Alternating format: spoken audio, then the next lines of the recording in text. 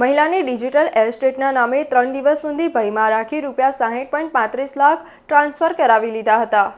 Online ઠગોએ હવે digital એસ્ટેટના નામે લોકોને બાનમાં લઈને રૂપિયા પડાવવાની પદ્ધતિ અપનાવી છે, જે અંગેના વડોદરામાં પણ ટૂંક ગાળામાં 3 બનાવો બન્યા છે। આ પ્રકારના વધુ એક બનાવમાં માંજલપુર ખાતે રહેતા નીલાબેન ઠક્કર નામના સિનિયર સિટીઝન મહિલા ભોગ બન્યા છે। તેમને એફઆઈઆરમાં જણાવ્યું હતું, ગઈકાલે 22મીએ સવારે મને મોબાઈલ પર રોહન શર્માના નામે ફોન આવ્યો હતો અને રવિશંકરના 900 થી 1000 કરોડના ફ્રોડ કેસમાં તમારા એકાઉન્ટમાં ₹7 કરોડ ઉપાડવામાં આવ્યા છે તેમ કહી ડિજિટલ એસ્ટેટ કરવાની વાત કરી મને બચાવવા માટે તમામ પુરાવા માંગ્યા હતા। ઠગે ઈડીના ડાયરેક્ટર વિક્રમસિંહ રાજપૂત સાથે પણ વાત કરાવી હતી અને વિક્રમસિંહે પ્રોસિક્યુટર નીરજ કુમાર સાથે વાત કરાવી કોન્ફિડેન્શિયલ એગ્રીમેન્ટ કર્યો હતો। બીજા દિવસે તેમના બેંક એકાઉન્ટની તેમજ એફડી માહિતી મંગાવવામાં આવી હતી અને બચાવવા માટે પૂરતી રકમ ડિપોઝિટ કરવી પડશે તેમ કહેતા હું યુનિયન બેંક અને એસબીઆઈમાં ગઈ હતી અને જુદી જુદી વખતે કુલ ₹60.35 લાખ આરટીજીએસથી ટ્રાન્સફર કર્યા હતા। ત્યાર પછી મને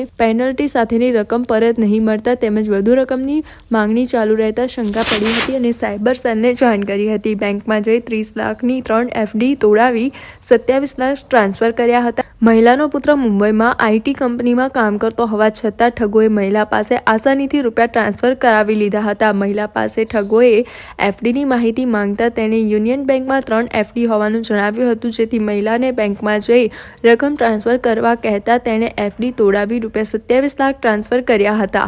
ઠગોએ દરેક ટ્રાન્ઝેક્શનના પુરાવા માંગ્યા હતા, જેથી મહિલા આરટીજીએસ કર્યા બાદ તેના સ્ક્રીનશોટ અને ચેકનો ફોટો વોટ્સએપ કરતી હતી, જેની સામે મહિલાએ અવિશ્વાસ ન થાય તે માટે ઠગ ફંડ સર્ટિફિકેટ આપતા હતા। ઠગોએ કહ્યું, દર કલાકે એવરીથિંગ ઇઝ ઓકેના મેસેજ કરવા પડશે। મહિલાએ પોલીસને કહ્યું છે કે ઠગોએ મને કેસમાંથી બચાવી લેવા નામે કેટલાક સૂચનાઓ અમલ કરવા કહ્યું હતું। ઠગોએ તબક્કાવાર 60.35 લાખ બેંક એકાઉન્ટમાં ટ્રાન્સફર કરાવ્યા હતા।